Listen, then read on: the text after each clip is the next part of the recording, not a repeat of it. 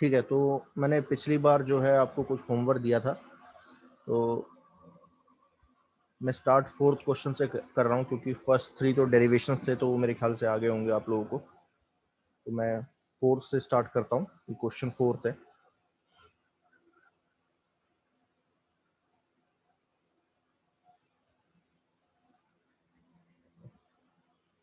ठीक है, the following data was obtained for the dependence of magnitude of electric field with distance from a reference point O. तो देखो ये diagram दिया हुआ है, ऑलरेडी डायग्राम दिया हुआ है।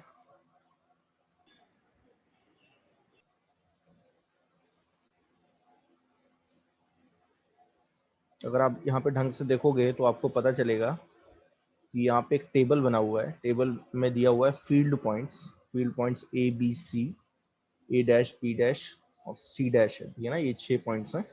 और अगर आप ढंग से देखोगे तो ए पॉइंट और ए डैश पॉइंट एल दूरी पे है ओ से, B and B dash 2l दूरी पे है, और सी एंड सी डैश 3l दूरी पे है। और मैग्नीट्यूड ऑफ इलेक्ट्रिक फील्ड दिया हुआ है। देखो ए पे अगर ई है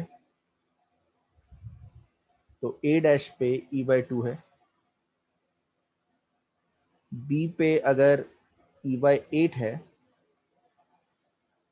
यहाँ पे बी डैश पे E/16 है, और सी पे E/27 है, तो सी डैश पे है E/54। अब पूछा है identify the charge distribution and justify your answer. तो पहले तो ये बताना है कि यहाँ पे जो चार्ज ओ पे चार्ज डिस्ट्रीब्यूशन है वो कैसा है। क्या ये पॉइंट चार्ज है, क्या ये इलेक्ट्रिक डाइपोल है, या कुछ और है। ठीक है, तो सबसे पहले तो हम ये देखेंगे कि पॉइंट चार्ज की वजह से आर दूरी पे इलेक्ट्रिक फील्ड कितनी होती है। किसी को याद है कितनी होती है? 1/4πε0 Q/r²। बहुत बढ़िया। तो अगर आप ढंग से देखोगे तो यहाँ पे जो इलेक्ट्रिक फील्ड है वो inversely proportional to R square है। आ रहा है ना समझ में? ये है किसकी वजह से? पॉइंट चार्ज की वजह से। फिर एक डाइपोल होता है, इलेक्ट्रिक डाइपोल, जिसको मैं ऐसे रिप्रेजेंट कर रहा हूँ एरो से, पी डाइपोल मोमेंट है। अब किसी को याद होगा कि इसकी वजह से जो इलेक्ट्रिक फील्ड होती थी आर दूरी पे, वो inversely proportional to R cube हुआ करती थी। ये दोनों आपको पता है। ठीक है, अब आप खुद जरा मुझे बताओ कि वेरिएशन कैसा हो रहा है। देखो अगर आप ढंग से देखोगे, ए पे देखोगे, अगर ए पॉइंट पे देखोगे, at point A electric field अगर ई है, तो at point B electric field कितनी घट गई है, घटी है। देखो कितनी टाइम्स घटी, 1/8 टाइम्स घटी। ठीक है, और सी पे वैसे ही, सी पे इलेक्ट्रिक फील्ड कितनी घट गई है, 1/27 टाइम्स। अब जरा मुझे बताओ ये वेरिएशन 1/x² जैसा है या 1/x³ जैसा है? x³ क्यूब जैसा है। अगर आप ढंग से देखोगे ये बिल्कुल वैसा ही है कि हाँ, x³ जैसा ही है।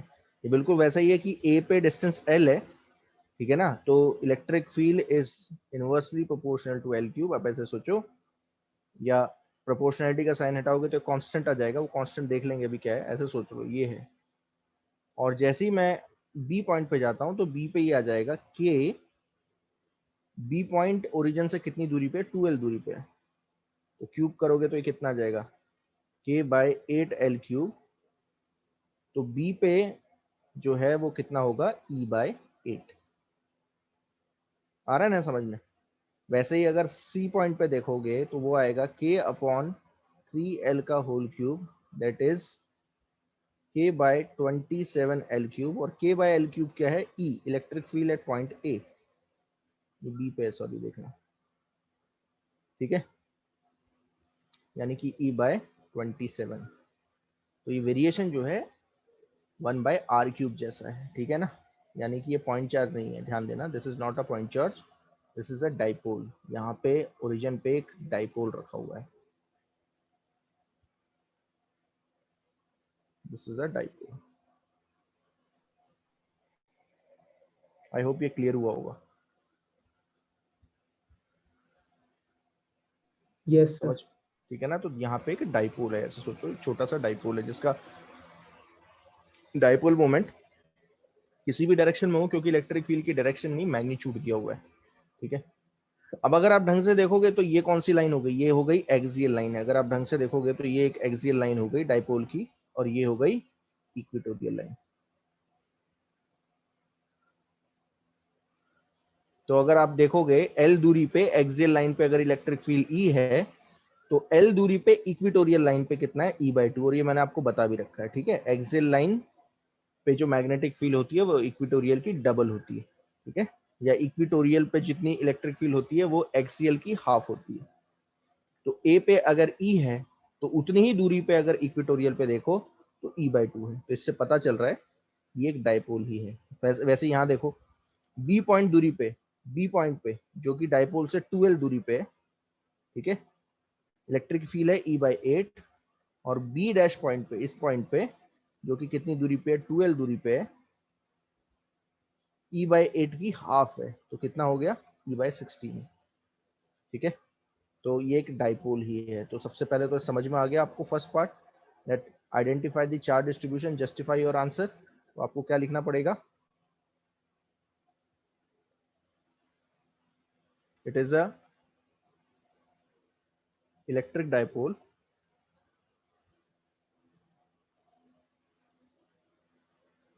व्हाई, बिकॉज इलेक्ट्रिक फील्ड, अगर मैं इसे एक्स एक्सिस मान लूं और इसे वाई एक्सिस मान लूं, ऐसे सोच लो, तो इलेक्ट्रिक फील्ड, ये पूरा लिखना पड़ेगा आपको, ठीक है। Electric field along X axis varying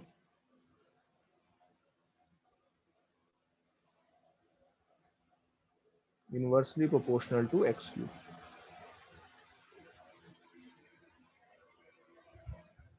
या R cube, and electric field at y is equal to half of electric field at x। तो आप लिख सकते हो that means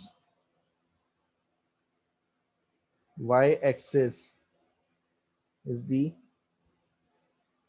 equatorial line of the dipole and x is the axial line of the dipole। तो ये पूरा आपको लिखना पड़ेगा, अगर आप लिख दोगे you will get the answer. आपको समझ में आ गया, ठीक है। इसका मतलब क्या था, अगर ये पॉइंट चार्ज होता तो फिर कैसा होता, तो यहाँ पे कुछ ऐसा होता, ध्यान दो ना, मैं पॉइंट चार्ज के लिए बता देता हूँ। अगर पॉइंट चार्ज के बारे में बात करूँ, अगर ये पॉइंट चार्ज होता तो कुछ ऐसा होता, देखो एल दूरी पे अगर इलेक्ट्रिक फील्ड ई है तो 2L दूरी पे सोचो कितनी होनी चाहिए थी, E/4। बहुत बढ़िया। वैसे ही अगर यहाँ एल लू, क्योंकि इसमें इक्वेटोरियल और एक्सियल तो होता नहीं है, तो यहाँ पे भी ई होती और 2L दूरी पे भी E/4 होती, ऐसे होता। फिर वैसे ही 3L दूरी पे होती E/9, और वैसे ही यहाँ पे 3L दूरी पे होती E/9, तो ये पॉइंट चार्ज होता फिर। अच्छा, और क्या है, if the potential due to this charge distribution has a value V at point A, what is its value at point A dash. अब बताएगा कोई A डैश पे कितना होगा, ये एक्सियल लाइन और इक्वेटोरियल लाइन, इक्वेटोरियल लाइन पे कितना होता था पोटेंशियल, 0। 0, जीरो। बहुत बढ़िया, 0, बहुत बढ़िया, ठीक है। ये मैंने आपको बहुत अच्छी तरीके से बताया था। सो बी का आंसर क्या है, electric potential at A dash 0। अब देखो ये 2 मार्क्स का क्वेश्चन है, सोचो ये सिर्फ 2 मार्क्स का क्वेश्चन है, और ऐसे क्वेश्चन पूछे जाते हैं आजकल। डायरेक्टली तो कोई पूछेगा नहीं, अगर कोई कॉन्सेप्चुअल क्वेश्चन पूछेगा तो इस तरीके के क्वेश्चन बना के पूछ लेगा, जिसमें आप यूज कर रहे हो, किसको यूज कर रहे हो, जो आपने ऑलरेडी पढ़ा है। डेरिवेशन प्रैक्टिस कर लेते हैं, डेरिवेशन भी आएगी, ऐसा नहीं है। एग्जाम में डेरिवेशन का भी वैल्यू है। अगर 70 मार्क्स का क्वेश्चन पेपर है तो ये मान के चलो 35 टू 40 मार्क्स की डेरिवेशन आती है, लेकिन बाकी जो 30 मार्क्स हैं उसमें जो क्वेश्चंस हैं वो न्यूमेरिकल बेस्ड होंगे और कॉन्सेप्चुअल बेस्ड होंगे। देखो यहाँ पे पूरा एप्लीकेशन है, ये पूरा एप्लीकेशन है, ठीक है। तो आपको जो आप पढ़ रहे हो उसको यूज भी करना आना चाहिए, ठीक है। आई होप ये क्लियर होगा। नेक्स्ट देखो। सर यस फिर हमने फिर ए डैश बी डैश और सी डैश के लिए निकाला। क्या बोल रहे हो, जरा जोर से बोलो। सर यस जैसे ए बी और सी के लिए निकाला और देखा कि वो 1/r³ है, तो फिर हमने A dash B dash C dash के लिए तो नहीं निकाला। जरूरत नहीं पड़ी ना, क्योंकि मैंने आपको बताया था। यहाँ लिख देता हूँ, यहाँ पे लिख देता हूँ, यहाँ लिख रहा हूँ, ठीक है। यहाँ लिख दे रहा हूँ, निकालने की जरूरत नहीं पड़ी। उसका रीजन है, वैसे तो मैंने देख लिया था पहले, देख के ही पता चल रहा है, लेकिन मैं आपको बता देता हूँ कि for small dipole electric field at equatorial line is half of electric field at axial line। जितने डिस्टेंस पे आप एक्सियल लाइन पे इलेक्ट्रिक फील्ड निकालना चाहते हो, जैसे मैंने L दूरी पे इलेक्ट्रिक फील्ड निकाली, दी हुई है ऑलरेडी क्वेश्चन में E, तो मैं ये देख सकता हूं कि उतनी ही दूरी पे अगर इक्वेटोरियल लाइन पे पॉइंट लिया जाए तो वहां पे हाफ होनी चाहिए, और दे रखी है हाफ, E/2। आया समझ में कि नहीं? Yes sir. तो वो दे रखी है तो मुझे निकालने की जरूरत नहीं है, वरना निकाल भी दे सकता था, ऐसा नहीं है, निकाल भी सकता था मैं, लेकिन मुझे निकालने की जरूरत नहीं है, वो दिख ही रहा है यहाँ पे, ठीक है ना, तो जरूरत है नहीं। अच्छा, और क्या पूछ सकते हैं इसमें, एक और चीज बता देता हूँ, अगर पूछना होगा तो एक और चीज पूछ लेंगे। क्या है पूछेंगे, बता देता हूँ। बोलेंगे बताओ डाइपोल मूवमेंट कितना है, यहाँ पे सी लिख रहा हूँ, what is the dipole movement. तो कुछ नहीं है, ए पे इलेक्ट्रिक फील्ड देखो कितनी दे रखी है, ई, ओके, दिख रहा है ना। अब मुझे Yes, बताओ, ए पॉइंट जो है वो एक्सियल लाइन पे है, तो डाइपोल से वो एल दूरी पे। अब बताओ एक्सियल लाइन पे इलेक्ट्रिक फील्ड स्मॉल डाइपोल की वजह से कितनी आती थी, किसी को याद है कितनी थी? 2p/4πε0 L3। समझ में आए क्या लिखा है मैंने? yes, sir. Yes sir. और ये दे रखी है, ऑलरेडी दे रखी है ई, तो बताओ डाइपोल मोमेंट क्या होगा? डाइपोल मोमेंट होगा 4πε0 L3 E/2। That's it. कई बार पूछ लेते हैं, ठीक है। और इमेजिन करो कि अगर मैं L और E दोनों दे देता, मैं ऐसे बोलता कि 1 मीटर दूरी पे L की वैल्यू दे रखी है 1 मीटर, और इलेक्ट्रिक फील्ड दे रखी है वहां पे 20 न्यूटन पर यूनिट कूलाम, तो फिर तो डाइपोल मोमेंट निकालने को ही बोल देते। तो फिर आपको फिर यहाँ पे वैल्यू पुट करनी पड़ती, 1/4πε0 9 × 10⁹ पूरा निकालना पड़ता, ठीक है। लेकिन इसमें दिया नहीं है ऐसा। समझ में आ गया? Yes Yes, sir. ओके, ठीक है। नेक्स्ट देखो।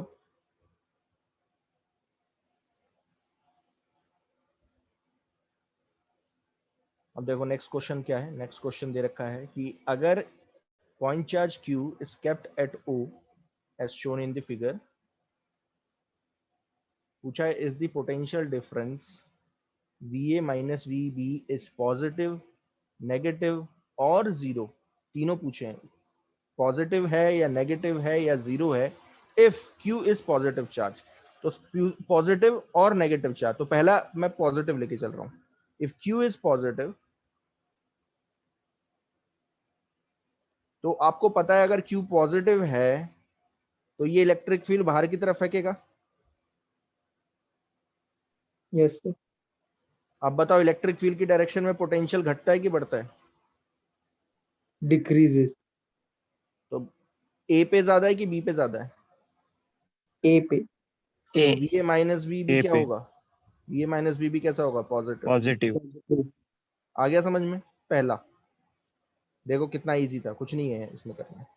नेक्स्ट, अगर ये नेगेटिव होता, क्यू नेगेटिव होता,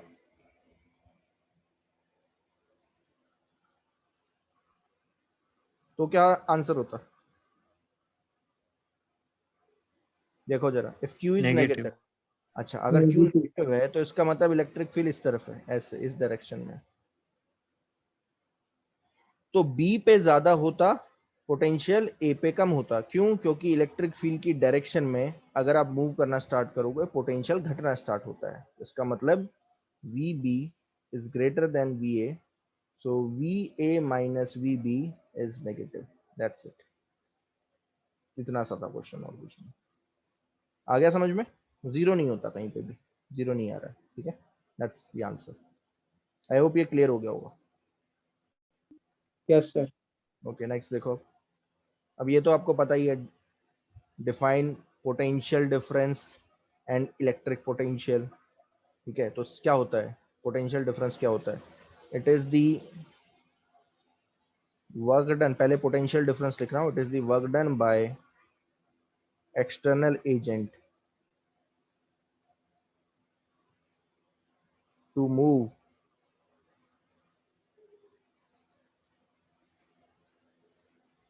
test charge, test positive charge. Test positive charge क्या हुआ करता था? +1 coulomb. Plus 1 coulomb. From one point to other point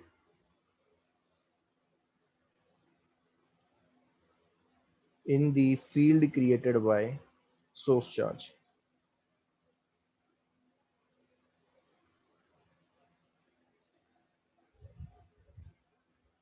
ये है पोटेंशियल डिफरेंस। और इलेक्ट्रिक पोटेंशियल क्या हुआ करता था? सीधी सी बात है, इलेक्ट्रिक पोटेंशियल हुआ करता था कि अगर आप इंफिनिटी से किसी भी पॉइंट तक लेके आओ, क्योंकि ये पोटेंशियल डिफरेंस है जो मैंने लिखा है, ये पोटेंशियल डिफरेंस है। तो मैंने आपको बताया था इलेक्ट्रिक पोटेंशियल कैसे निकालते थे, रेफरेंस लिया करते थे कहीं पे। और रेफरेंस कहाँ पे लिया करते थे? रेफरेंस था इंफिनिटी पे। तो electric potential it is the work done by external agent to move 1 coulomb charge, test positive charge, from infinity to a particular point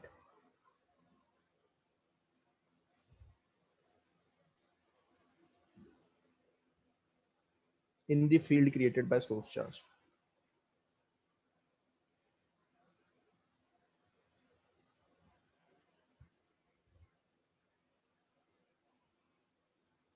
आ गया समझ में? Yes, sir. ओके, ये दोनों डेफिनेशन थी। डेफिनेशन कई बार पूछ लेते हैं।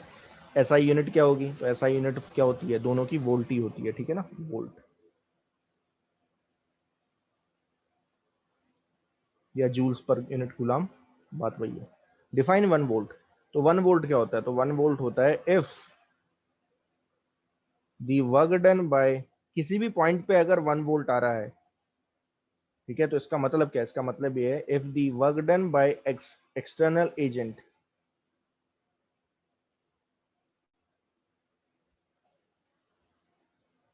टू मूव द चार्ज, कौन सा charge?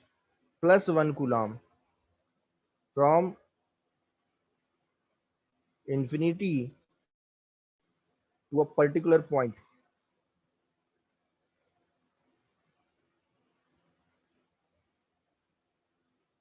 in the field created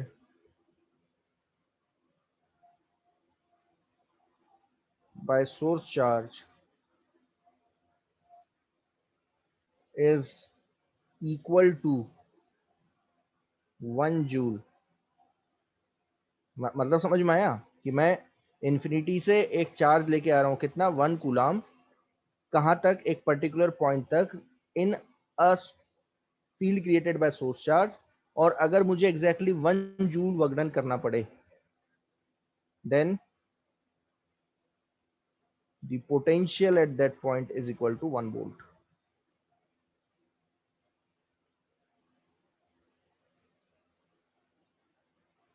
आया समझ में? Yes sir. ये है 1 वोल्ट की डेफिनेशन।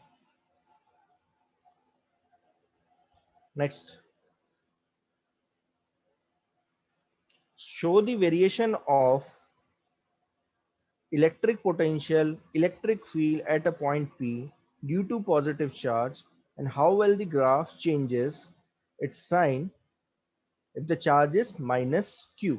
ठीक है, तो पहले हम प्लस के लिए देख लेते हैं। तो ध्यान देना, अगर प्लस Q चार्ज है तो R दूरी पे आप इलेक्ट्रिक फील्ड और पोटेंशियल जानते हो कितना होता है। ये इलेक्ट्रिक फील्ड है और ये है पोटेंशियल। तो अगर मैं एक ही ग्राफ में बनाना चाहूं, एक ही ग्राफ में, तो देखो कैसा होगा। E और V दोनों बना रहा हूं, ठीक है ना, विद रिस्पेक्ट टू R। तो देखो E is inversely proportional to R cube and E is inversely proportional to R है, sorry, V is inversely proportional to R है। दोनों का मतलब क्या है, पहले तो ये बताओ। दोनों जब आप देख रहे हो तो इसका मतलब क्या है? इसका मतलब ये है कि जैसे जैसे R बढ़ रहा है, डिस्टेंस बढ़ रहा है, मतलब पॉइंट जैसे जैसे दूर जाएगा, या आप चार्ज से जैसे जैसे दूर जाओगे, as you move outward, electric field का मैग्नीट्यूड घटेगा, पोटेंशियल का मैग्नीट्यूड भी घटेगा। इसका मतलब ये है। समझ में आ रहा है कि नहीं? Yes sir. लेकिन कौन तेजी के साथ घटेगा, जरा बताएगा कोई? Electric field. हाँ, इलेक्ट्रिक फील्ड घटेगी। बोथ आर डिक्रीजिंग, ध्यान देना, both are decreasing with R, but electric field decreases rapidly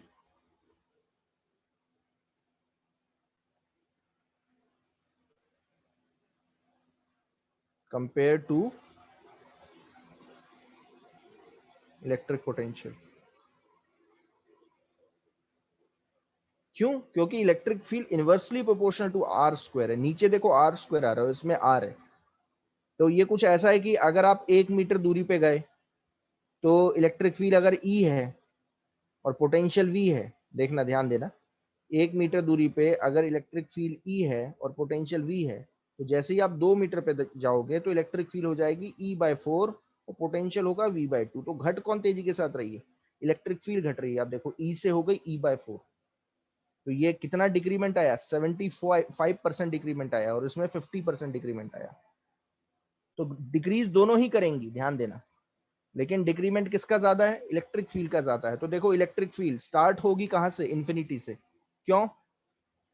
क्योंकि जैसे ही आप R0 करते हो, R0 का मतलब बिल्कुल आप क्या बोलते, चार्ज के सेंटर पे हो या सरफेस पे खड़े हो, ठीक है ना। तो R0 है, इसका मतलब इलेक्ट्रिक फील्ड 0 है, इन्फिनिटी है। तो स्टार्ट यहां से होगा ऐसे और घटता जाएगा, देखो ऐसे।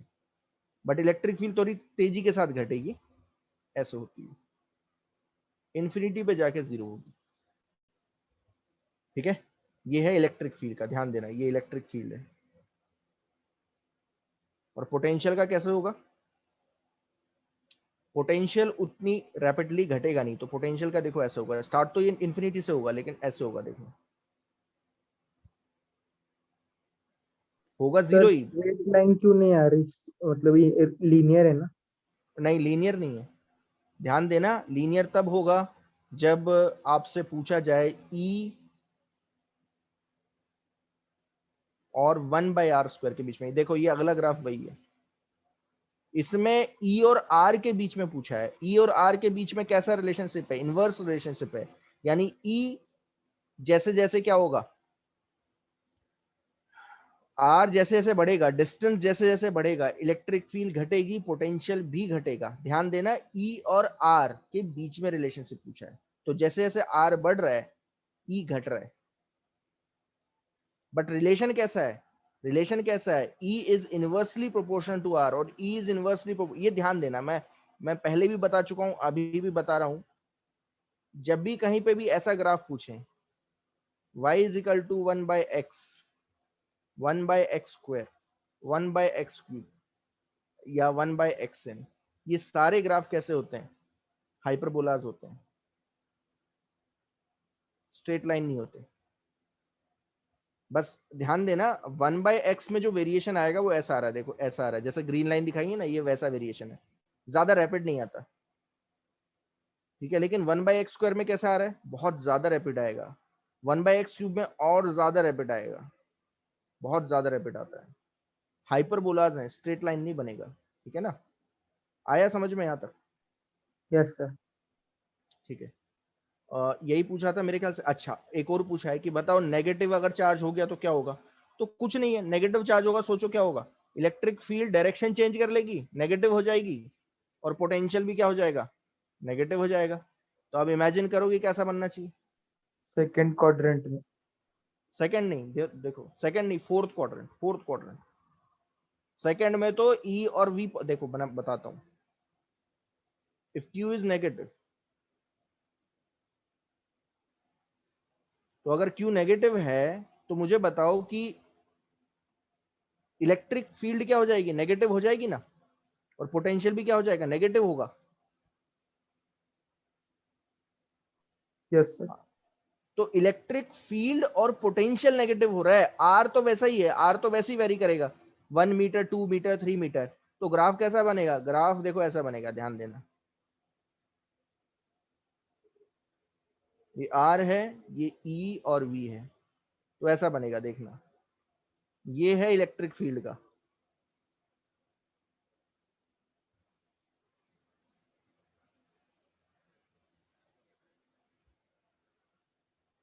और ये है पोटेंशियल का।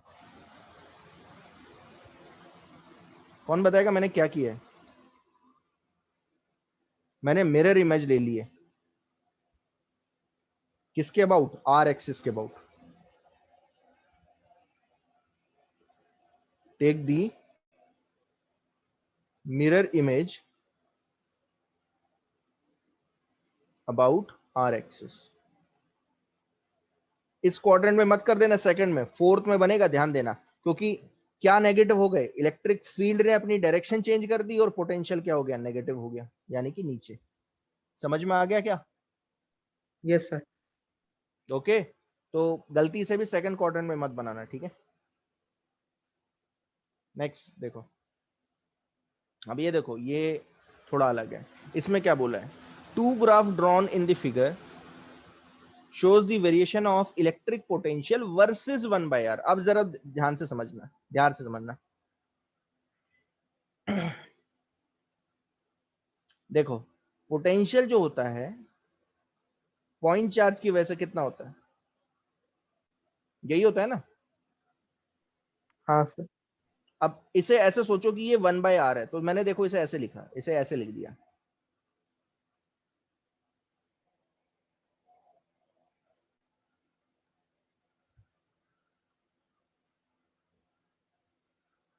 आ गया समझ में।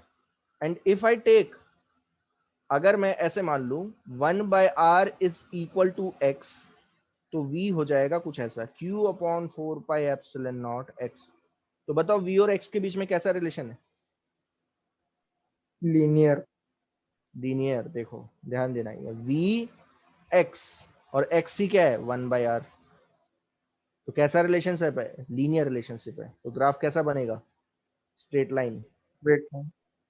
अब इन्होंने यही बोला है कि इफ टू ग्राफ, दो ग्राफ दे रखे हैं, if two graph drawn in the figure shows the variation of electrostatic potential versus 1/r for 2 point charge q1 and q2। आप ऐसे सोचो कि एक चार्ज q1 है,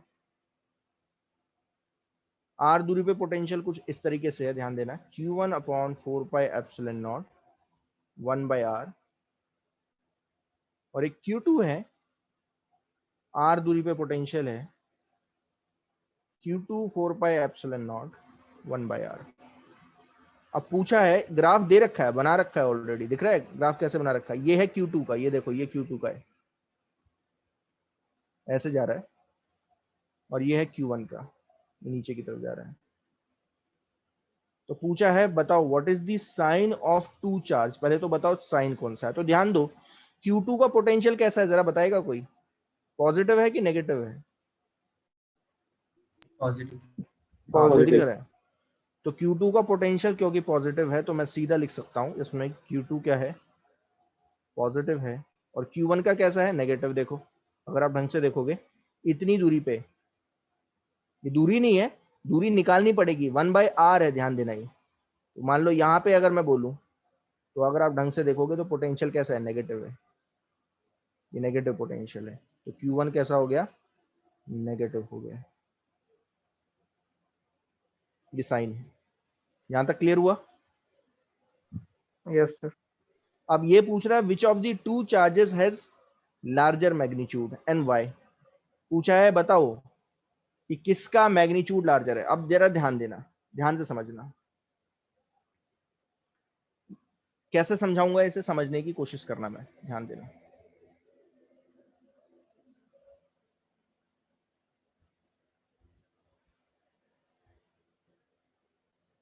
यही बना लेता हूं, बैटरी है।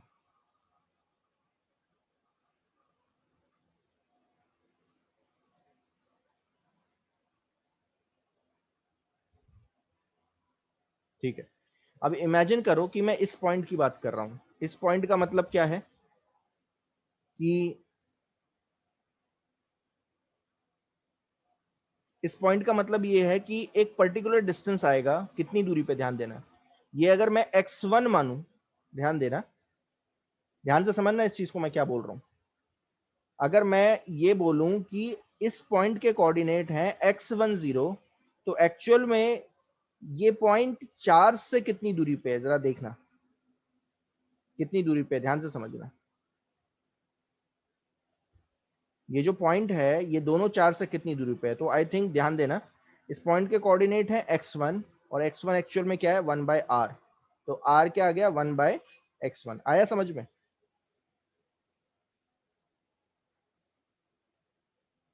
ये चीज यस क्लियर सर। हुई? तो Q1 और Q2 से ये जो पॉइंट है वो कितनी दूरी पे है, 1/x1।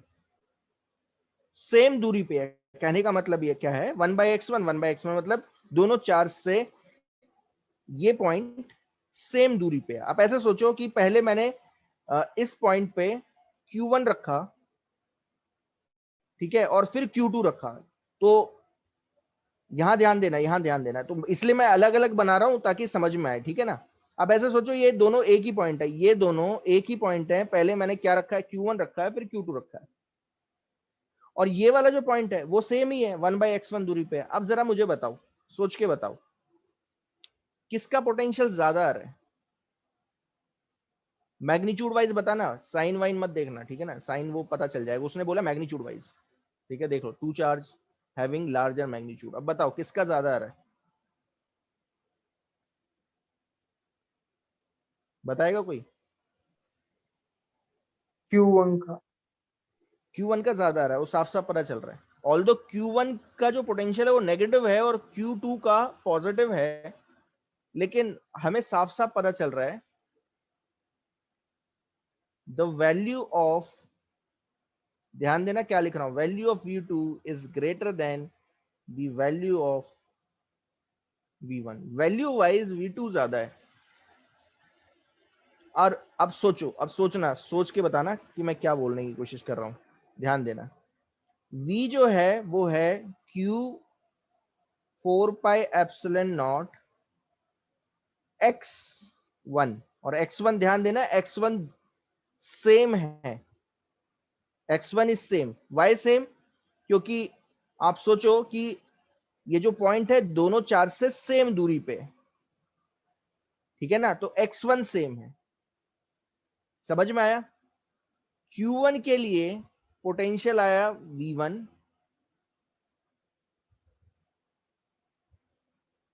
सॉरी, ये बेटर ये है कि मैं यहाँ पे V2 लूँ और यहाँ पे V1 लूँ, क्योंकि ये Q2 है। अब थोड़ा ठीक रहेगा।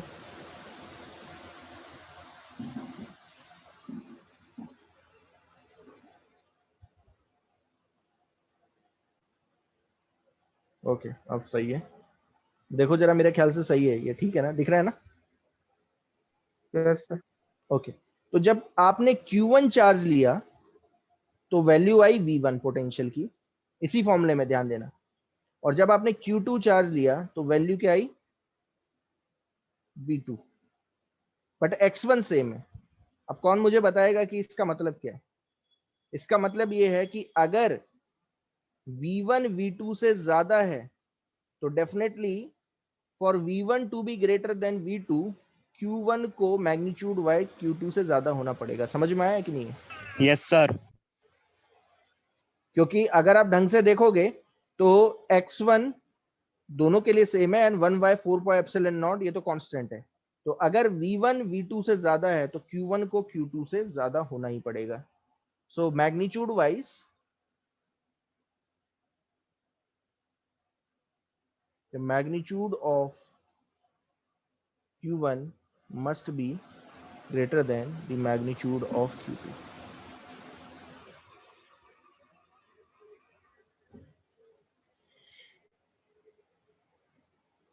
आ गया समझ में? Yes sir. Yes sir.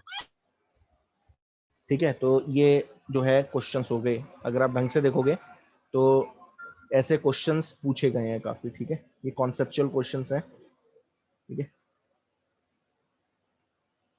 आगे चलूं अब मैं? हाँ सर। यस, ठीक, चलो। तो पिछली बार जो है हम कहाँ तक पहुंचे थे? मेरे ख्याल से हम इलेक्ट्रिक इक्विपोटेंशियल सरफेस कर रहे थे।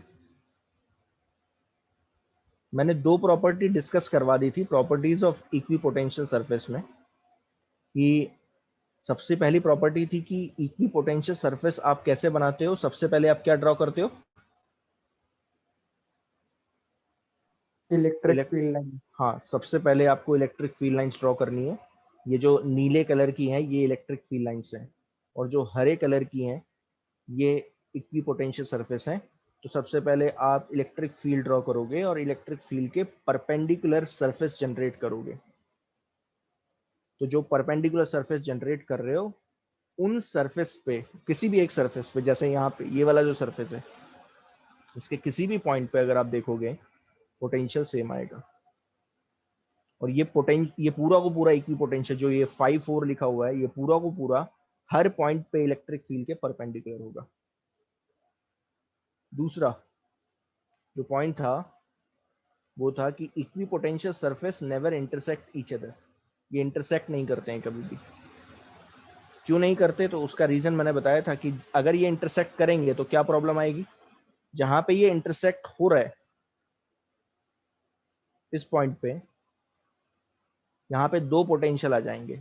जैसे ये जो 5-1 सरफेस है इसके हर एक पॉइंट पे कितना पोटेंशियल है? 900 वोल्ट। और ये जो 5-2 है, ये वाला जो सरफेस है, इसके हर एक पॉइंट पे कितना पोटेंशियल है? 1500 वोल्ट। तो इस पॉइंट पे दोनों पोटेंशियल आ जाएंगे फिर 900 एज वेल एज 1500। बट ऐसा होता नहीं है कभी भी, क्योंकि किसी भी चार्ज सिस्टम की वजह से कोई भी अगर आप एक पॉइंट ले रहे हो तो वहां पे सिंगल पोटेंशियल आता है। तो मैंने क्या लिखा है? There is a intersection, there will be two potential at the intersection point, which is not possible because at a single point the electric potential has unique value। Double value नहीं हो सकती, ट्रिपल नहीं हो सकती, unique value होगी। I hope यहां तक clear हुआ। यस। ओके, तीसरा पॉइंट जो होता है, तीसरा पॉइंट बहुत ज्यादा इंपॉर्टेंट है। आप बोलोगे कि सर ये बताओ कि स्पेसिंग के बारे में बताओ जरा, आप स्पेसिंग कैसी होगी, क्या जैसे ध्यान देना है, मैंने आपको एक ऑलरेडी केस करवा के दिखाया था। अगर एक पॉइंट चार्ज लूं प्लस क्यू और मैं आपसे बोलूं कि इसका इक्विपोटेंशियल ड्रॉ करो, तो आपको याद है ये कैसा आ रहा था? सर्कल है। सर्कल नहीं, मैं वही तो बताने की कोशिश कर रहा हूँ, सर्कल नहीं आता। 3D में बोलो, 2D में थोड़ा ना चल रही है दुनिया, दुनिया 2D है ना। स्फेयर स्फेयर ओके, तो स्फेयर आ रहा है। तो अगर मैं इसको ड्रॉ करूं, इसका इक्विपोटेंशियल सरफेस, तो कुछ ऐसा बनेगा, देखना। ये एक स्फेयर है। ऐसे कितने स्फेयर बना सकता हूं? इनफाइनाइट। इनफाइनाइट कंसेंट्रिक स्फेयर बनेंगे, ध्यान देना, इनफाइनाइट कंसेंट्रिक स्फेयर बनेंगे। तो अब आपके दिमाग में एकदम क्वेश्चन आना चाहिए कि सर स्पेसिंग के बारे में बताओ, क्या स्पेसिंग सेम रहेगी सबके बीच में? कहने का मतलब ये है कि आप ऐसे सोचो कि आपने ऐसे बना दिया, देखो ये दिख रहा है, ऐसे 3 बना रहा हूं ताकि समझ में आ जाए।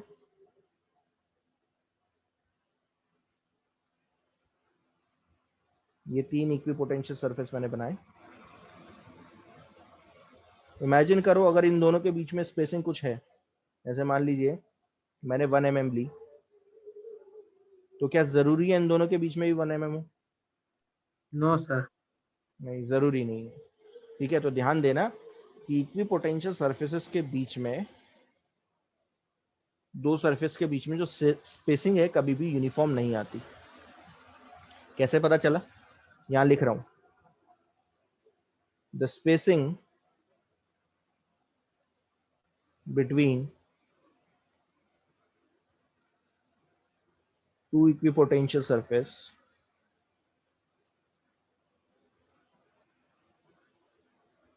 is not uniform। तो कैसे वेरी करती है? तो कभी मैंने अभी थोड़ी देर पहले फॉर्मूला आपको बताया था, E इज इक्वल टू क्या होता है, minus dv by D are. पिछली क्लास में आपको बहुत अच्छी तरीके से मैंने एक्सप्लेन किया था, E is equal to minus dv by D R क्या होता है। dv बाई डी आर क्या था? पोटेंशियल ग्रेडियंट, याद है ये? Yes sir. और इसकी डायरेक्शन किस तरफ थी? इलेक्ट्रिक फील्ड की अपोजिट डायरेक्शन में, ठीक है ना। और मैं इसको कहां से लेके आया था? इसको ड्राइव करके लेके आया था यहां से। अगर मैं इलेक्ट्रिक फील्ड की डायरेक्शन में मूव करूं dr डिस्टेंस, तो E और dr के बीच में कितना एंगल होता है? 0 डिग्री। ठीक है, तो E इज इक्वल टू क्या होगा? Minus dv by D are. ध्यान देना, for same dv, for same dv मतलब दो सरफेस के बीच में अगर पोटेंशियल डिफरेंस सेम है, मैं भी बना के दिखाऊंगा इसका मतलब क्या है। तो for same dv, E is inversely proportional to dr होता है, where dv is the potential difference between two equipotential surface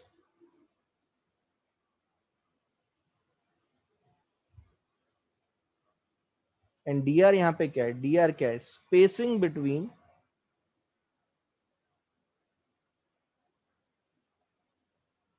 to equipotential surface. आया समझ में कि नहीं? Yes sir. इसका मतलब ये है कि for the same dv, for the same potential difference between two equipotential surface, electric field is inversely proportional to dr। मतलब जहां इलेक्ट्रिक फील्ड ज्यादा होगी वहां spacing between two equipotential surface कैसी होगी? कम। समझ में आया? If electric field is more in some region, then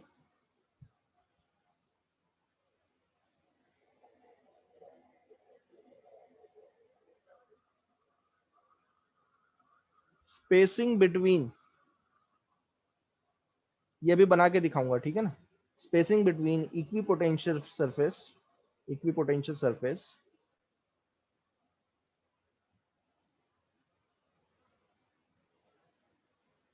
is less. अभी बना के दिखाऊंगा। और अगर किसी रीजन में if electric field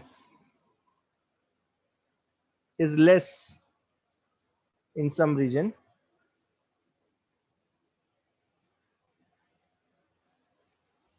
then spacing between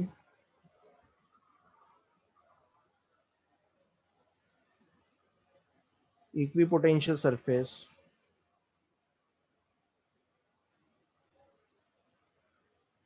is more। इसका मतलब ये है। अब देखो मैं बना के दिखाता हूं इसका मतलब क्या है, फिर मैं इसका भी बना के दिखाऊंगा, लेकिन पहले समझो इस चीज को, ध्यान से समझना। मुझे आप बताना कि कहां इलेक्ट्रिक फील्ड ज्यादा है।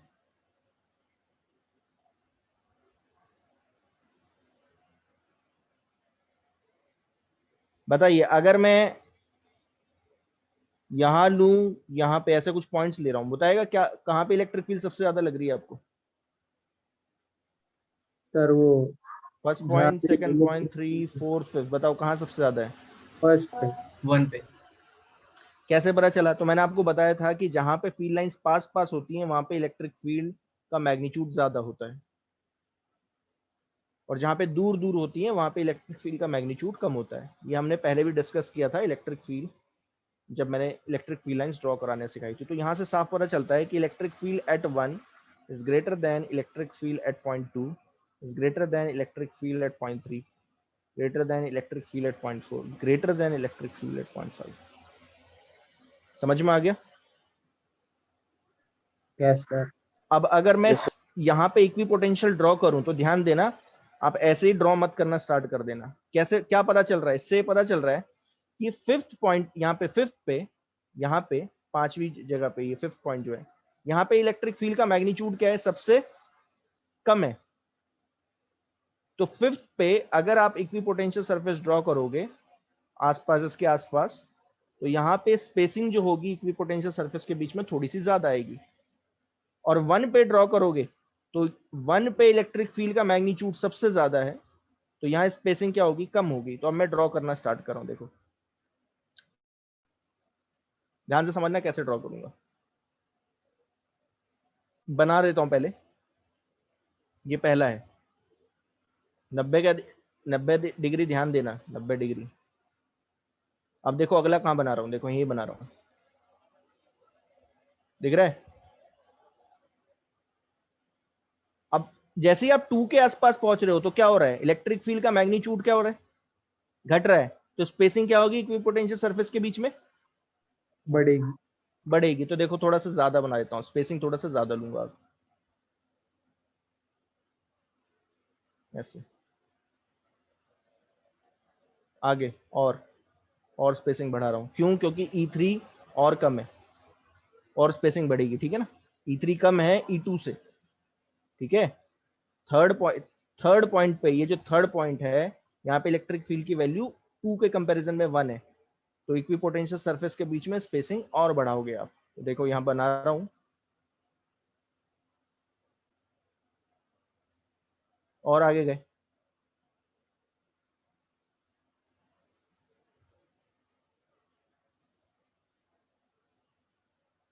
आया समझ में?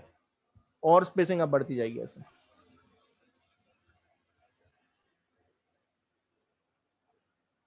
क्लियरिटी हो रही है कैसे बना रहा हूं? Yes sir. अब यहाँ देखो, अगर ये समझ में आ गया तो यहाँ पे भी देखो। अब जब मैंने यहाँ पे बनाया था तो मैंने किसका ध्यान नहीं रखा था? मैंने स्पेसिंग का ध्यान नहीं रखा था। तो अब देखना जरा कैसे होगा। इसको मैं फिर से ड्रॉ कर देता हूँ ताकि क्लियरिटी रहे। तो उसका मैं खासकर ध्यान रखूंगा, ठीक है ना? जब मैं ड्रॉ करूंगा तो खासकर ध्यान रखूंगा। प्लस क्यू चार्ज है। अच्छा ध्यान दो, जैसे जैसे मैं दूर जाऊंगा इलेक्ट्रिक फील्ड बढ़ती है घटती है? घटती। हाँ, दूर जाता हूं, जैसे ही मैं पॉइंट चार्ज से दूर जाता हूं तो मुझे पता है इलेक्ट्रिक फील्ड क्या होती है? घटती है। Electric field is decreasing as we move away।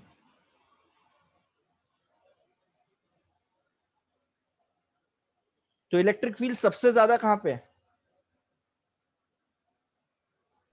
पास में। बहुत पास में। जैसे ही आप पास की बात कर रहे हो तो कहाँ पे, सरफेस पे, तो सरफेस पे सबसे ज्यादा है।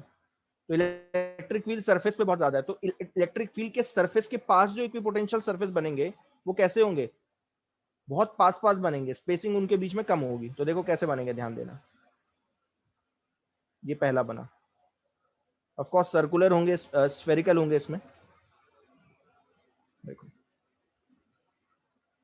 दिख रहा है।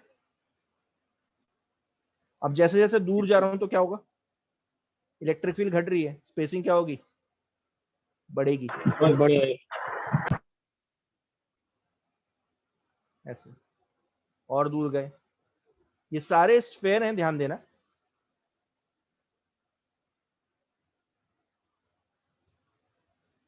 और दूर गया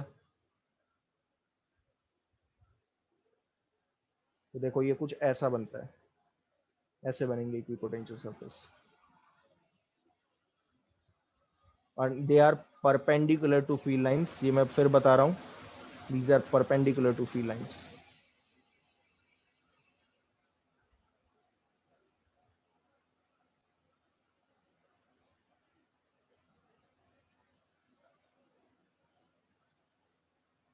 आई होप ये क्लियरिटी हो गई, यहां तक समझ में आ गया। Yes sir. ओके तो अब मैं जब भी बनाऊंगा ना इक्विपोटेंशियल सरफेस, तो ध्यान देना, ये जो तीसरा पॉइंट है इसका खासकर ध्यान रखना पड़ेगा मुझे। ऐसा नहीं कि बनाना स्टार्ट कर दिया, आपको स्पेसिंग भी देखनी पड़ेगी, ठीक है। तो तीसरा पॉइंट ये है, स्पेसिंग देखनी पड़ती है, ठीक है। चौथा पॉइंट, फोर्थ पॉइंट क्या कहता है, ध्यान से समझना, ये बहुत इंपॉर्टेंट पॉइंट है।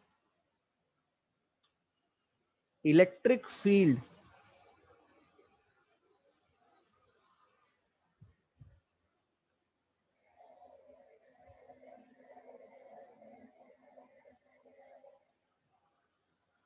फोर्थ पॉइंट क्या, ध्यान देना,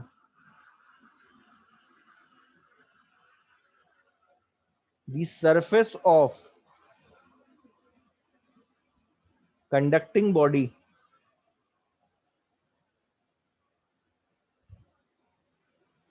is always equipotential surface।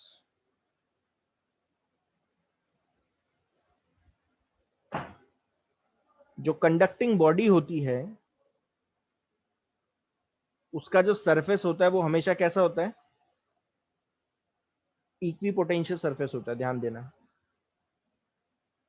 मान लीजिए आपने ये बॉडी ली, ऐसे ली, कंडक्टिंग बॉडी है, कंडक्टिंग मतलब मेटालिक,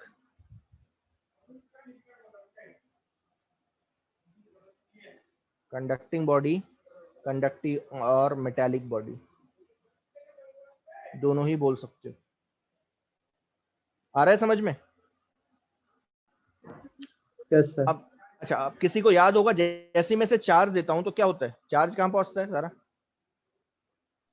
सरफेस पे। कब तक पहुंचता है, कब तक जाता है सरफेस पे, जब तक सेंटर पे इलेक्ट्रिक फील्ड जीरो नहीं हो जाती। सेंटर नहीं, बीच में, अंदर, कंडक्टिंग मटेरियल के अंदर इलेक्ट्रिक फील्ड जीरो ना हो जाए, ठीक है। ये आपको ऑलरेडी मैंने बहुत अच्छी तरीके से बताया था। अच्छा, एक और चीज बताई थी, जब मैंने इलेक्ट्रिक फील्ड लाइंस ड्रॉ करवाई थी तो मैंने आपको बताया था कि इलेक्ट्रिक फील्ड लाइंस हमेशा सरफेस से परपेंडिकुलर निकलती है, बताई थी कि नहीं। हाँ sir. Yes sir. Yes sir. अब इमेजिन करो कि इक्विपोटेंशियल सरफेस की डेफिनेशन क्या बताई थी, इक्विपोटेंशियल सरफेस की डेफिनेशन बताई थी कि आप इलेक्ट्रिक फील्ड के पर, इलेक्ट्रिक फील्ड लाइंस के परपेंडिकुलर डायरेक्शन में अगर आप मूव करोगे तो जो सरफेस बनेगा वो क्या होगा, एक इक्विपोटेंशियल सरफेस। यही है ना, पहला पॉइंट तो यही था।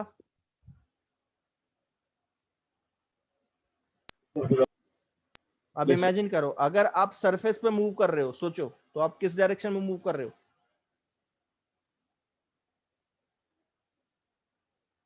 इमेजिन करो अगर आप इसके सरफेस पे मूव कर रहे हो तो किस डायरेक्शन में मूव कर रहे हो आप, हमेशा इलेक्ट्रिक फील्ड के परपेंडिकुलर डायरेक्शन में। आया क्या समझ में। अगर आप ढंग से देखोगे तो Yes, आपको sir. पता भी चल रहा है कि इलेक्ट्रिक फील्ड लाइन जो है कंडक्टिंग बॉडी के सरफेस से जब बाहर निकलती हैं तो हमेशा परपेंडिकुलर होती हैं कि नहीं। और होती हैं, इसका मतलब अगर आप सरफेस पे मूव कर रहे हो, इस बॉडी के सरफेस पे मूव कर रहे हो, तो आप हमेशा इलेक्ट्रिक फील्ड के परपेंडिकुलर डायरेक्शन में मूव कर रहे हो। समझ में आ गया? Yes sir. तो इसका मतलब क्या हुआ? इसका मतलब ये है कि this surface is equipotential surface.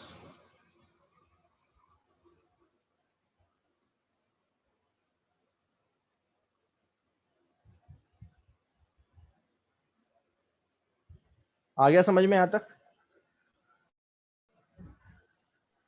हाँ सर। अच्छा, अब और देखो, इसी के बाद इसी में करवा रहा हूं। अगर आप सोचो सरफेस पे बैठे हो, ध्यान देना, और सरफेस से आप अंदर घुसे, जैसे ही आप अंदर घुसोगे तो आप क्या देखोगे? अंदर इलेक्ट्रिक फील्ड कितनी है? 0। अच्छा, क्या मैंने अभी बताया था कि इलेक्ट्रिक फील्ड होती है minus DV by D are?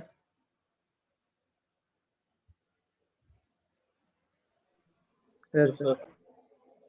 ठीक है नहीं? And it is equal to 0 inside the conducting material.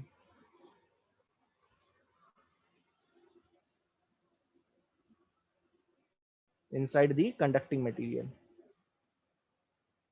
अगर E 0 है, इसका मतलब क्या है? dV बाई डी आर क्या है? 0। अब कौन मुझे बताएगा? अगर dV बाई डी आर 0 है, या इसका मतलब rate of change of potential with respect to distance 0 आ रहा है। इसका मतलब क्या है?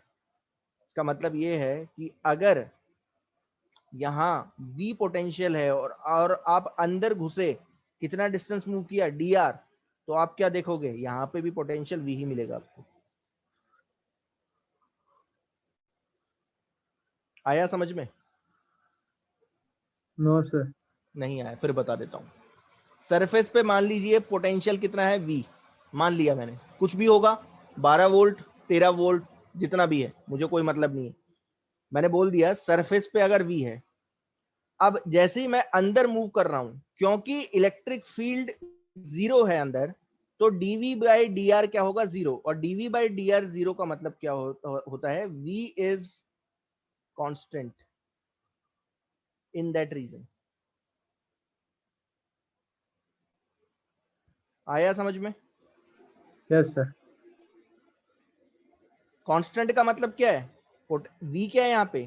पोटेंशियल। तो मैं पूरा लिख देता हूं, और पोटेंशियल, इलेक्ट्रिक पोटेंशियल, इसका मतलब क्या है? dV बाई डी आर 0 का मतलब क्या है? Electric potential in that region is constant. तो इसका मतलब ये है कि अगर आप सरफेस पे बैठे हो और सरफेस पे आपने क्या देखा? पोटेंशियल कितना है? V, और आप अंदर घुसे, अंदर आपने देखा इलेक्ट्रिक फील्ड 0 है, इसका मतलब पोटेंशियल क्या है? कांस्टेंट है। तो आप पोटेंशियल जब आप मेजर करोगे तो आपको क्या लगेगा कि सरफेस पे जितना पोटेंशियल है वहीं इस पॉइंट पे भी उतना ही है, चेंज नहीं हो रहा। समझ में आया? Yes sir. अब आप बोलोगे कि सर यहां है V, तो मैं बताओ अगर ऐसे चलूं, यहां चलूं, तो कितना आएगा इस पॉइंट पे? तो मैं बोलूंगा V ही आएगा, क्योंकि इलेक्ट्रिक फील्ड 0 है। इलेक्ट्रिक फील्ड 0 का मतलब क्या है? जिस रीजन में इलेक्ट्रिक फील्ड 0, उस रीजन में इलेक्ट्रिक पोटेंशियल क्या है? हमेशा कांस्टेंट है, चेंज नहीं हो रहा। तो कितना रहेगा? जितना सरफेस पे है उतना ही अंदर रहेगा। जैसे यहाँ V है, आप अंदर चले, आपने क्या देखा? इलेक्ट्रिक फील्ड 0 है, तो इलेक्ट्रिक फील्ड 0 यानी कि पोटेंशियल में चेंज नहीं आ रहा, यानी कि जितना सरफेस पे उतना ही अंदर है V। तो हर जगह पे, चाहे कहीं पे भी आप देखोगे इसके अंदर, पोटेंशियल आपको कितना मिलेगा? V V V। तो अब मैं यहां पे लिख दे रहा हूं, इसका मतलब ये है inside the conducting material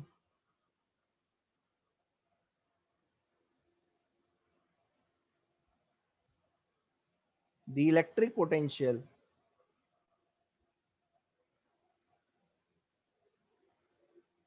does not change and it is equal to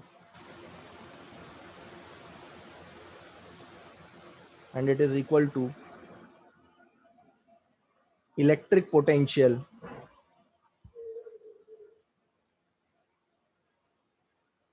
at the surface of conducting material। समझ में आ गया? Yes sir. ये बहुत इंपॉर्टेंट पॉइंट है।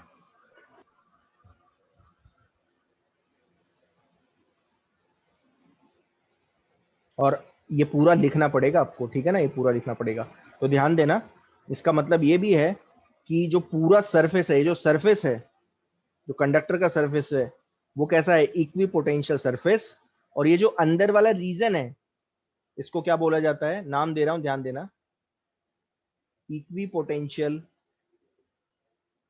वॉल्यूम। अंदर वाला जो रीजन है वो है इक्वी पोटेंशियल वॉल्यूम। क्यों है वॉल्यूम? क्योंकि ऑब्वियस सी बात है, अंदर कुछ स्पेस है। हाँ, बता देता हूं। लास्ट पॉइंट ये है कि यही वाला ना जो मैं अभी बता रहा हूं कि ये वाला जो सरफेस है, ये वाला जो पिंक कलर में बनाया है, ये क्या है? सरफेस, इक्वी पोटेंशियल सरफेस है, ठीक है ना? लेकिन अंदर जो स्पेस बचा है, तो स्पेस क्या है? वॉल्यूम होता है ना। तो अंदर जो है, हर एक पॉइंट पे अगर आप देखोगे सेम पोटेंशियल है, सेम पोटेंशियल है। तो ये क्या है? एक इक्वी पोटेंशियल वॉल्यूम है, वॉल्यूम बोलते हैं, या इक्वी पोटेंशियल स्पेस बोल सकते हो, ठीक है? आई होप ये क्लियर हो गया होगा सबको। Yes sir. फिर 2 मिनट यहाँ पे रुको। ठीक है।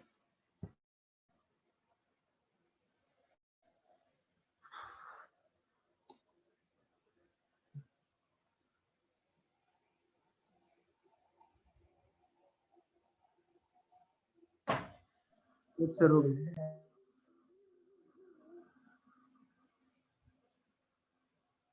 यहाँ पे ना ऐसे भी लिख लेना, इसका मतलब है v इज कांस्टेंट, और इसका एक्सप्लेनेशन यहाँ दिया हुआ है मैंने ऐसे, ठीक है? हमेशा याद रखना, कहीं पे भी इलेक्ट्रिक फील्ड 0 है तो इसका मतलब वो जो रीजन है वो हमेशा कैसा होगा? इक्वी पोटेंशियल वॉल्यूम होगा। अगर किसी वॉल्यूम में इलेक्ट्रिक फील्ड 0 है तो उसके अंदर हमेशा पोटेंशियल सेम रहता है, ठीक है? तो ये 5 पॉइंट अगर आपको समझ में आ गए हैं, then you will be able to draw any equipotential surface. तो मैं एक एक करके अब बनाना स्टार्ट करता हूँ, ठीक है? देखो, पॉजिटिव और नेगेटिव की वजह से बना लोगे, पॉइंट चार्ज की वजह से तो बना ही दिया। देखो ये पॉजिटिव चार्ज की वजह से दिख रहा है ना? Yes sir. तो आई थिंक पॉजिटिव और नेगेटिव चार्ज की वजह से आप बना लोगे, उसमें कोई प्रॉब्लम नहीं है। मैं आपको बना के दिखाता हूँ, इसका ध्यान देना। आपको यहाँ पे बनाना है, draw the equi potential surface. ध्यान से समझना, इसे बनाने का तरीका है। जो 5 पॉइंट बताए हैं उसी हिसाब से चलो, you can easily draw it, ठीक है? पहला सबसे जो सिंपल है, देखो ये है फील्ड लाइंस।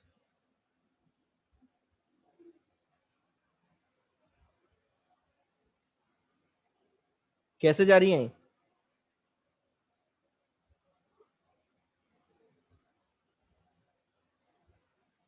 यस, कैसे जा रही हैं? बताएगा कोई?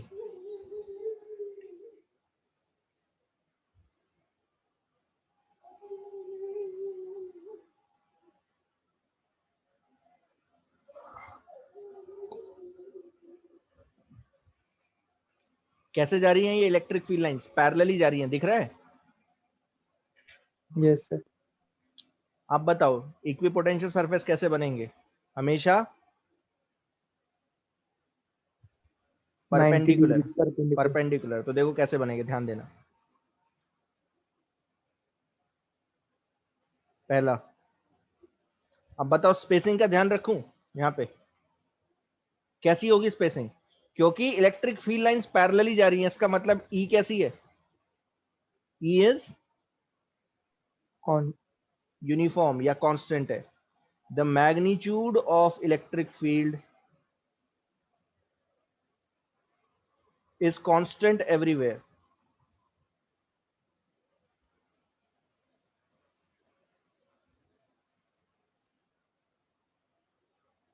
और अगर मैग्नीट्यूड कांस्टेंट है हर जगह पे तो स्पेसिंग भी कैसी रहेगी? कांस्टेंट। कांस्टेंट रहेगी। बहुत बढ़िया। तो ये पहला बना।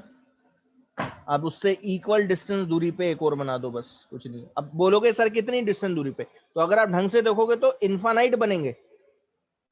तो स्पेसिंग आप बोलोगे सर 1 मीटर रखूं, 2 मीटर रखूं, 3 मीटर रखूं, तो मैंने बोला कितना भी रख लो। अगर आप 3 मीटर रख रहे हो तो अगला भी 3 मीटर दूरी पे बनाओगे ऐसे।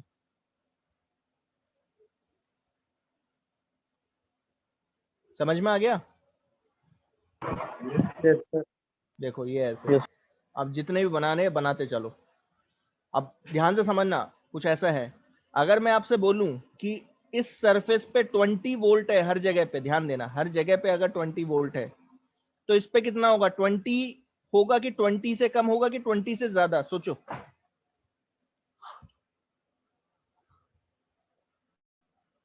इस वाले सरफेस पे, ये वाला सरफेस दिख रहा है, इस पे 20 होगा कि 20 से ज्यादा होगा कि 20 से कम होगा? 20 ही होगा। 20 कैसे होगा? अरे भाई सोचो ना आप। सर 20 से कम होगा। 20 से कम होगा। क्यों होगा? आप सोचो, अगर आप इस सरफेस से इस सरफेस पे जाना चाहते हो, इस सरफेस से इस सरफेस पे जाना चाहते हो, तो किस डायरेक्शन में मूव कर रहे हो? इलेक्ट्रिक फील्ड की इलेक्ट्रिक डायरेक्शन में मूव फील्ड। कर रहे हो। तो इलेक्ट्रिक फील्ड की डायरेक्शन में पोटेंशियल घटता है। कितना घट के हो गया? 10 वोल्ट। आया समझ में? Yes sir. मान लो Yes, 10 sir. वोल्ट हुआ, 10 वोल्ट हुआ। अब बताओ यहां कितना होगा, जरा बताओ इस सरफेस पे। 0 वोल्ट। 0। 0 वोल्ट। 5 वोल्ट मत कर देना गलती से। क्यों? क्योंकि स्पेसिंग आपने सेम ली है, ध्यान देना, 3 mm 3 mm। तो मैंने ये जो पॉइंट लिखवाया था, ध्यान देना, पॉइंट क्या था? पॉइंट ये था, पॉइंट ये था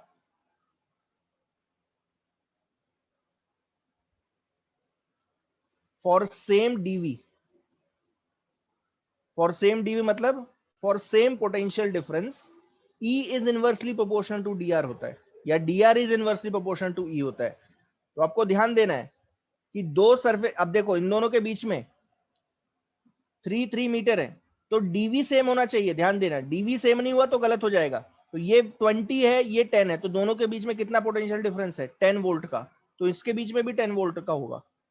स्पेसिंग डिसाइड करती है इलेक्ट्रिक फील्ड, ध्यान देना, बट ध्यान देना डीवी सेम होना चाहिए।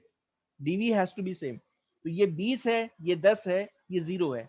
स्पेसिंग किसने डिसाइड की? इलेक्ट्रिक फील्ड ने, क्योंकि इलेक्ट्रिक फील्ड कांस्टेंट है।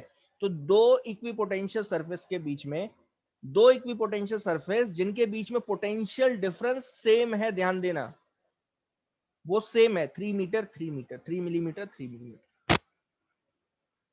ये पहला हो गया, समझ में आ गया? Yes sir. Yes, sir. Okay. अब ये देखो,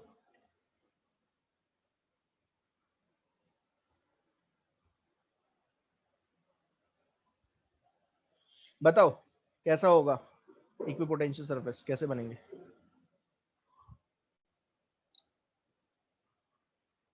पहले इलेक्ट्रिक फील्ड ड्रॉ करो। कैसी बनती थी इलेक्ट्रिक फील्ड?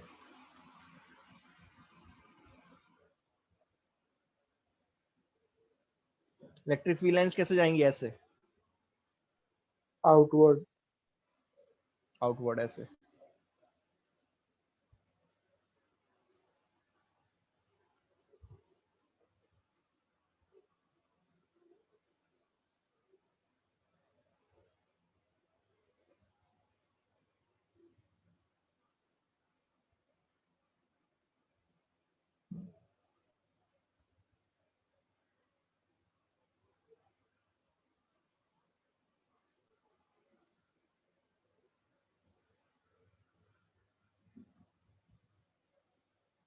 ओके, अब ढंग से देखो कैसा बनेगा, सोचो।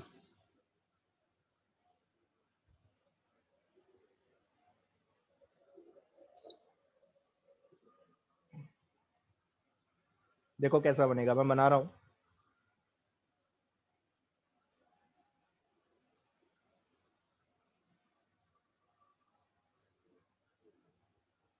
ये सर्कल स्फेयर नहीं है, बट दिखता स्फेयर जैसा है। 90 है ये। समझ में आ रहा है यहाँ तक? Yes sir. Yes, sir. अब थोड़ा सा ध्यान देना। कौन मुझे बताएगा इस रीजन में, इस लाइन पे, इस लाइन की बात कर रहा हूँ, इस लाइन पे, ये वाली जो लाइन है, जिसे एक्सियल लाइन बोल सकते हो आप, इस लाइन पे के पॉइंट, इस पॉइंट पे इलेक्ट्रिक फील्ड ज्यादा होगी कि इस पे ज्यादा होगी, बताएगा कोई? 2 पॉइंट लिए हैं, ए बी, बताओ। बी पे ज्यादा होगी कि ए पे? बी पे। बी पे, क्यों?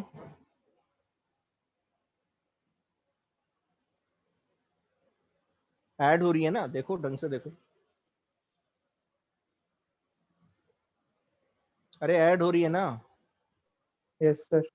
अगर आप ढंग से देखोगे, बी पे जो इलेक्ट्रिक फील्ड होगी इस चार्ज की वजह से होगी, क्यू की वजह से आउटवर्ड, और दूसरे वाले क्यू की वजह से भी आउटवर्ड होगी, तो दोनों हो गई ऐड। लेकिन अगर आप ए पे देखोगे तो क्या हो रहा है, देखो ए पे क्या हो रहा है, इस वाले चार्ज की वजह से होगी इस तरफ, और इस वाले चार्ज की वजह से होगी इस तरफ, तो दोनों क्या हो रही हैं? कैंसल आउट और नहीं, कैंसल आउट नहीं, सब्ट्रैक्ट हो रही है। कैंसल आउट तो बीच में होंगी बिल्कुल यहाँ पे। यस। आया समझ में? ये सब्ट्रैक्ट हो रही है, तो हमें साफ साफ साफ पता चल रहा है कि बी पे इलेक्ट्रिक फील्ड दोनों की वजह से ऐड हो रही है और ए पे सब्ट्रैक्ट हो रही है, तो मैं बोल सकता हूँ electric field at B is greater than electric field at A. तो बताओ स्पेसिंग कहां ज्यादा होगी? ए पे। ए पे इलेक्ट्रिक फील्ड क्योंकि कम है, तो स्पेसिंग क्या होगी, थोड़ी सी ज्यादा होगी। तो देखो, और बी पे कैसी होगी, कम होगी। तो अब मैं बना रहा हूं, ध्यान देना, पूरा बना रहा हूं, तो ध्यान से देखना, देखो ध्यान से समझो।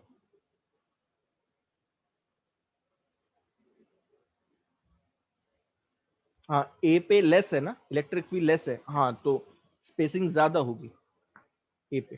देखो ऐसा बनेगा, आप देखो। आई होप ये क्लियर हो गया। देखो क्या कर रहा हूं मैं, दिख रहा है? Yes, sir. वैसे ही यस। यहाँ पे अगर बनाना स्टार्ट करूं तो यहाँ पे भी ऐसे ही बना सकते हो आप, देखो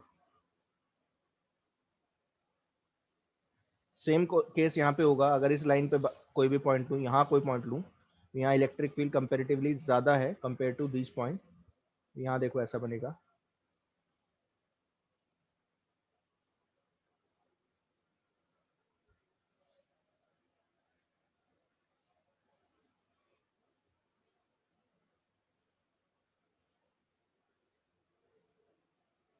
आई होप ये सबको क्लियर हो रहा है मैं क्या बनाने की कोशिश कर रहा हूँ, दिख रहा है? Yes, sir. और जैसे ही आप और बनाने की कोशिश करोगे, और ज्यादा बनाने की कोशिश करोगे, मान लो और बनाने की कोशिश करोगे, तो सरफेस आपको लगेंगे इक्विपोटेंशियल सरफेस क्या हो रहे हैं, इंटरसेक्ट हो रहे हैं। तो एक्चुअल में इंटरसेक्ट नहीं होते, ये कुछ ऐसे जाएगा, देखना।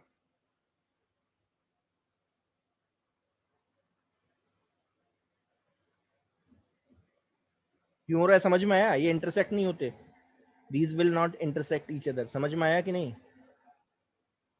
तो ये ऊपर से निकल जाएंगे।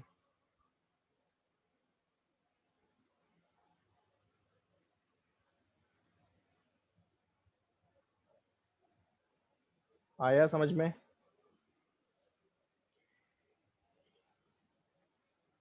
Yes sir. Yes, और sir. और सोचो, अगर आप बहुत दूर जाओगे तो क्या होगा? बहुत ज्यादा दूर बना रहा हूं, अगर मैं बहुत ज्यादा दूर चले गया, तो बहुत ज्यादा दूर जाऊंगा तो मुझे क्या दिखेगा?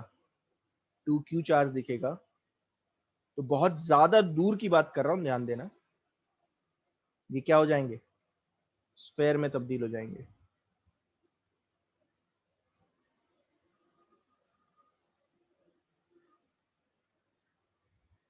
आ गया समझ में? Yes sir. बहुत ज्यादा दूर, लेकिन ये बनाओगे नहीं, ये मैं बता रहा हूँ, क्योंकि बहुत ज्यादा दूर जाओगे तो ये जो चार्ज है ना, क्यू और क्यू अलग अलग नहीं दिखेगा, ये एक ही चार्ज दिखेगा 2Q। तो फिर आप ये बोलोगे कि एक ही चार्ज रखा हुआ है 2Q, मुझे पॉइंट चार्ज रख रहा है और पॉइंट चार्ज की वजह से ऐसा बनता है। ठीक है ना? लेकिन आप ये बनाओगे नहीं, ये सिर्फ मैं बता रहा हूँ, at very far away.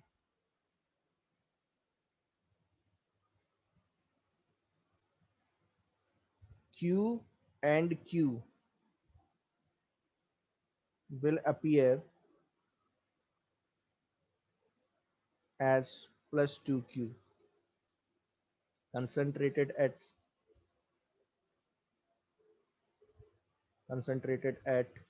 O। ये O पॉइंट ले रहा हूँ तो ऐसा लगेगा कि O पे है। लेकिन आप ये बनाओगे नहीं, नीचे वाला नहीं बनाओगे, आप ऊपर वाला बनाओगे। और अब ऑब्वियस सी बात है, अगर आप दूर जाओगे ना, तो ये वाला जो सरफेस है, ये जो सरफेस लास्ट में बनाया, ये दिख रहा है ये वाला, तो आपको ये लगेगा ये क्या बनता जा रहा है, ये स्फेयर में तब्दील होता जा रहा है। ठीक है? तो ये two equal charges place at certain distance है। और लास्ट एक और बना के दिखा देता हूँ, क्योंकि ये पूछा जाता है। ये क्या है, जरा बताएगा कोई?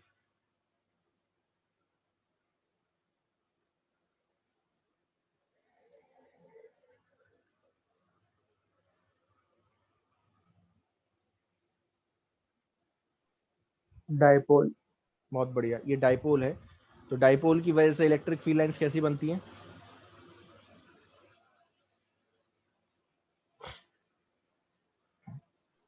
प्लस से निकल के माइनस में जाती। बहुत बढ़िया।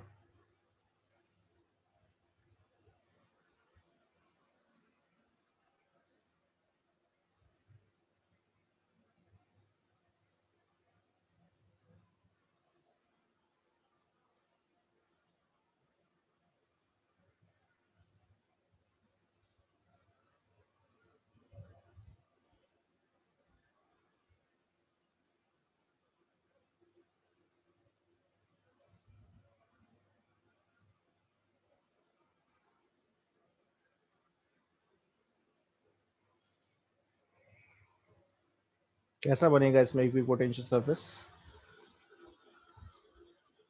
इक्विपोटेंशियल सरफेसेस कैसे बनेंगे?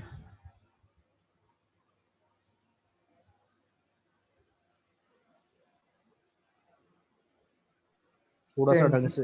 इलेक्ट्रिक फील्ड ज्यादा हो। तो पहले मुझे यहाँ बताओ, यहाँ से समझो। अगर आप ढंग से देखोगे तो पहला तो मैं बना ही सकता हूँ, पहला हमेशा बन जाएगा, पहले में कोई प्रॉब्लम नहीं होती। पहला ऐसा बनेगा, देखो दिख रहा है? Yes sir. स्फेयर ही बने, काइंड ऑफ स्फेयर है ये। ठीक है ना? This is a kind of sphere. अब फिर से वही चीज, अगर मैं आप ढंग से, मैं आपसे पूछ रहा हूँ कि ये पॉइंट है ए और ये पॉइंट है बी, सोचो बताओ कहाँ पे इलेक्ट्रिक फील्ड ज्यादा है? बी पे। बी पे। वाई? दोनों ऐड हो रही है, अगर आप ढंग से देखोगे तो दोनों ऐड हो रही है, दोनों इलेक्ट्रिक फील्ड ऐड होंगी। वाई? क्यू प्लस क्यू की वजह से इलेक्ट्रिक फील्ड इस तरफ, और माइनस क्यू की वजह से भी इस तरफ, दोनों ऐड हो गई। लेकिन अगर आप ई पे देखोगे, ए पे देखोगे, तो ए पे प्लस क्यू की वजह से बाहर है और माइनस क्यू की वजह से अंदर की तरफ है, यानी कि क्या हो रही है, सब्ट्रैक्ट हो रही है। ठीक है? तो मैं यहाँ पे लिख सकता हूँ कि electric field at point B is greater than electric field at point A. तो बताओ स्पेसिंग कहाँ कम आएगी? जहाँ पे इलेक्ट्रिक फील्ड का मैग्नीट्यूड ज्यादा है। आया समझ में? Yes sir. तो यानी कि कैसा बनेगा, देखना, अब देखा कैसे बना रहा हूँ मैं, ध्यान से समझना।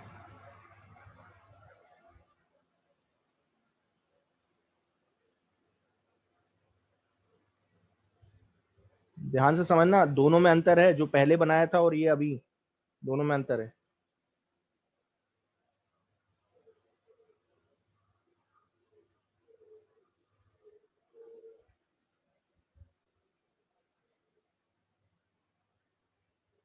ये हो गया बी का, मतलब प्लस क्यू का, और माइनस क्यू का भी ऐसे ही बना सकते हो।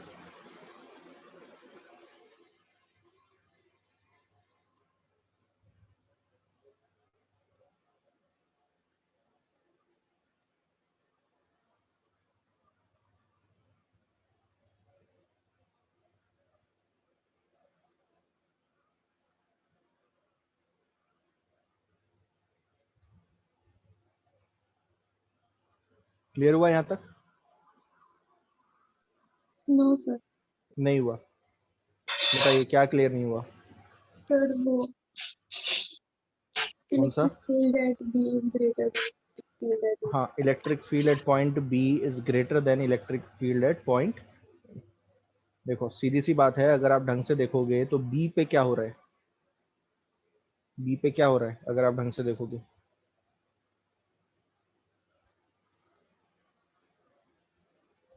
बी पे क्या हो रहा है, बी पे प्लस क्यू की वजह से है इलेक्ट्रिक फील्ड इस तरफ, और माइनस क्यू की वजह से है इस तरफ, ये दोनों क्या होंगी, ऐड हो जाएगी। अच्छा ऐड हो रही है। ए पे देखो क्या होगा, इस प्लस क्यू की वजह से है आउटवर्ड और माइनस क्यू की वजह से है इनवर्ट, ये दोनों क्या होंगी, सब्ट्रैक्ट। अब सीधी सी बात है, ये दोनों ऐड हो रही है और ये सब्ट्रैक्ट हो रही है, तो ऑब्वियस सी बात है electric field at B is greater than A. आ गया समझ में अब?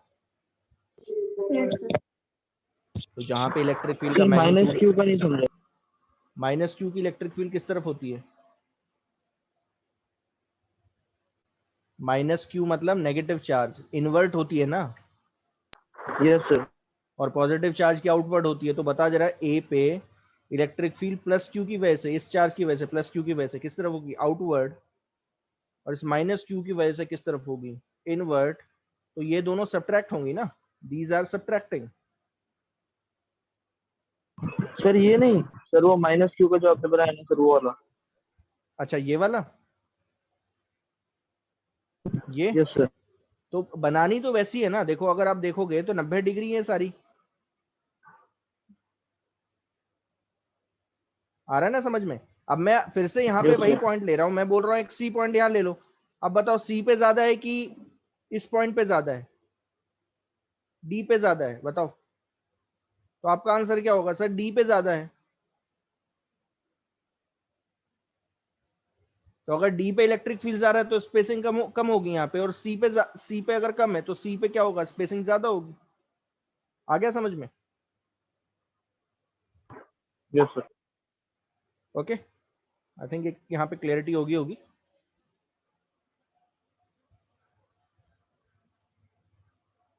तो ये पूरे इक्विपोटेंशियल सरफेस जो है मैंने ड्रॉ करवा दिए हैं आपके। और अगर आपको ये समझ में आ गए हैं तो आप कोई भी इक्विपोटेंशियल सरफेस ड्रॉ कर सकते हो, ठीक है ना, you can easily draw it, आराम से ड्रॉ कर लोगे।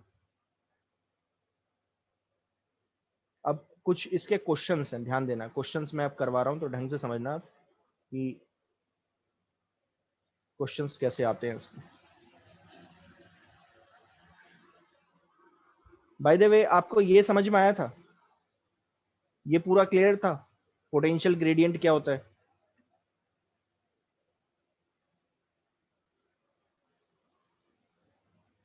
ये पूरा क्लियर था कि नहीं, जरा मुझे बताओ, इसमें कुछ डाउट है तो बताओ जरा। No sir. पोटेंशियल ग्रेडियंट होता है rate of change of potential with respect to R, और इसकी डायरेक्शन किस तरफ होती है,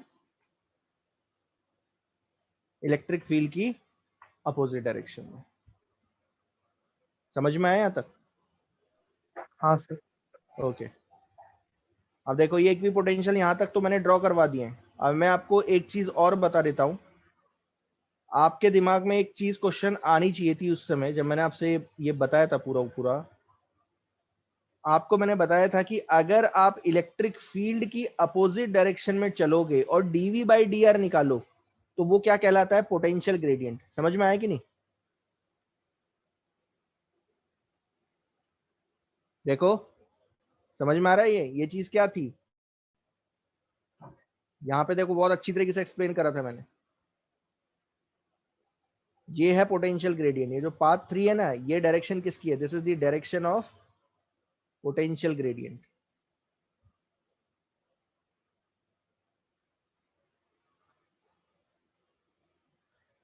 तो पोटेंशियल ग्रेडियंट एक्चुअल में किसके इक्वल होता है, मैग्नीट्यूड ऑफ इलेक्ट्रिक फील्ड देता है। समझ में आ गया?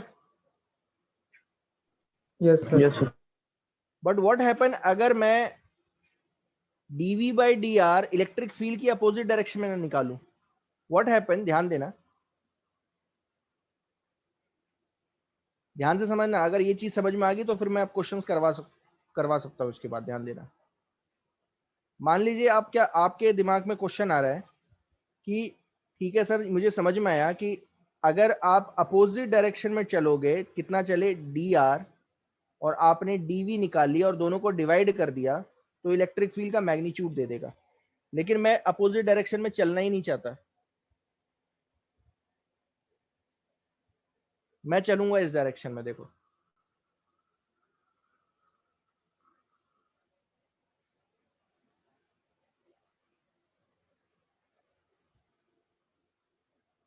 मैं यहां खड़ा हूं और मैं चल रहा हूं इस डायरेक्शन में। ध्यान से समझना इस चीज को, ये डायरेक्शन है इलेक्ट्रिक फील्ड की। मैं इलेक्ट्रिक फील्ड से थीटा एंगल बना के चल रहा हूं। आ रहा है समझ में क्या बोल रहा हूं मैं? Yes sir. तो मुझे बताओ अब मुझे क्या मिलेगा, मुझे क्या मिलने वाला है?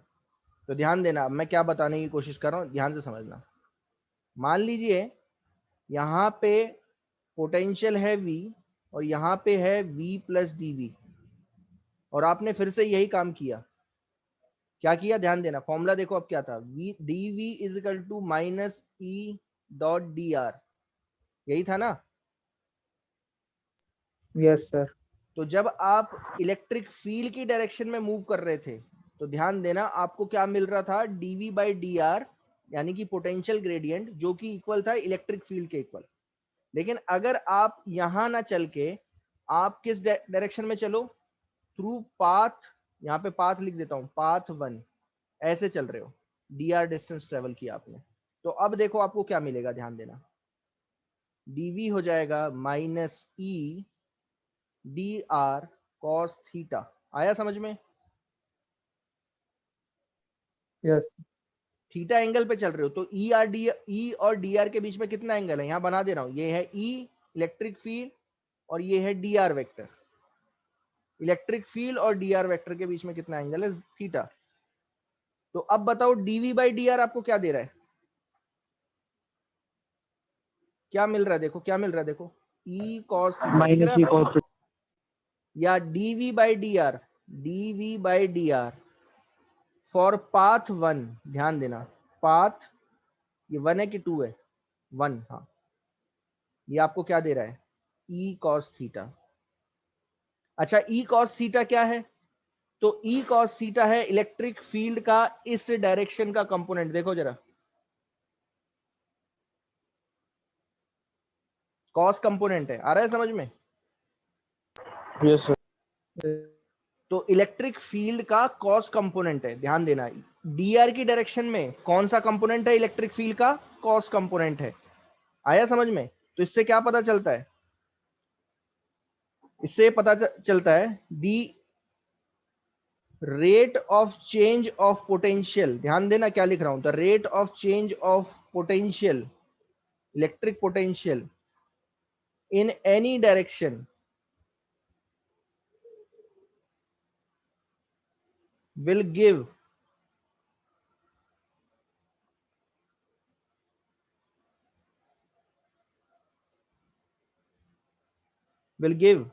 the magnitude of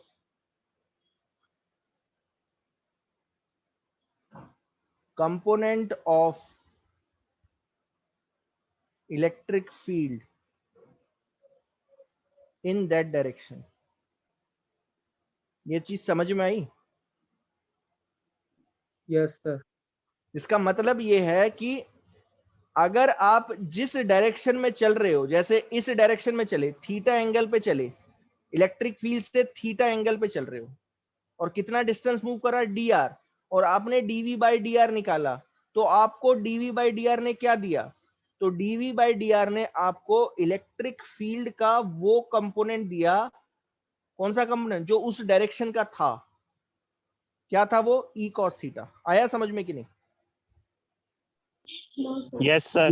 नहीं आया? नहीं आया, इतना आसान नहीं है, इतनी आसानी से नहीं आता। ध्यान दो, ध्यान से समझो।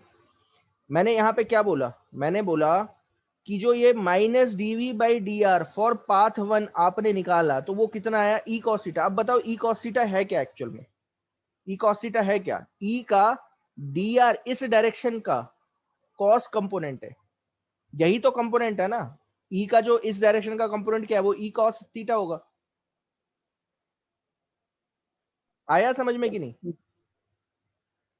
इलेक्ट्रिक फील्ड का इस डायरेक्शन में ध्यान देना, इस डायरेक्शन में जो कंपोनेंट है वो क्या होगा? E cos. E cos theta होगा। तो E cos थीटा क्या है? कंपोनेंट है ना, इलेक्ट्रिक फील्ड का उस डायरेक्शन का कंपोनेंट है। तो मैंने यही लिखा है, ध्यान देना। मैंने क्या लिखा? The rate of change of electric potential in any direction will give the magnitude of component of electric field in that direction। उस डायरेक्शन का इलेक्ट्रिक फील्ड का कंपोनेंट दे देगा। आप ऐसे सोचो। आया समझ में? Yes sir. Yes sir. Yes sir. ठीक है ना, बस आपको ये ध्यान रखना है। अब इमेजिन करो, चलो चलो ठीक है, यहां से कंटिन्यू मैं आगे करवाऊंगा, 6 बजे कंटिन्यू करवाऊंगा, ठीक है? यहां तक छोड़ दो अभी, ठीक है? 6 बजे देखते हैं। Sir yes. सर वो डाइपोल में, तो डाइपोल में बीच में इक्विपोटेंशियल कैसे ड्रॉ करें? बीच में यहाँ पे बीच Yes, में कुछ नहीं होगा। बीच में ये आप ध्यान से समझना। आप ये बोलोगे कि क्या सर अगर मैं ऐसे बनाते जाऊं तो ये दोनों इंटरसेक्ट कर जाएंगे? बिल्कुल नहीं करते। समझ में आया? yes, sir. फिर वहाँ पे जीरो होगा सर। कुछ नहीं है वहां पे स्पेसिंग, अरे ये जो स्पेसिंग है ना ये बहुत कम है। ये मैंने बना के दिखाई है, इतनी कम है कि मैं बता भी नहीं सकता, बहुत कम है। तो ये कभी भी इंटरसेक्ट नहीं करते, ये वाला कभी भी इसके साथ इंटरसेक्ट नहीं कर सकता, ध्यान देना। It can not be intersected.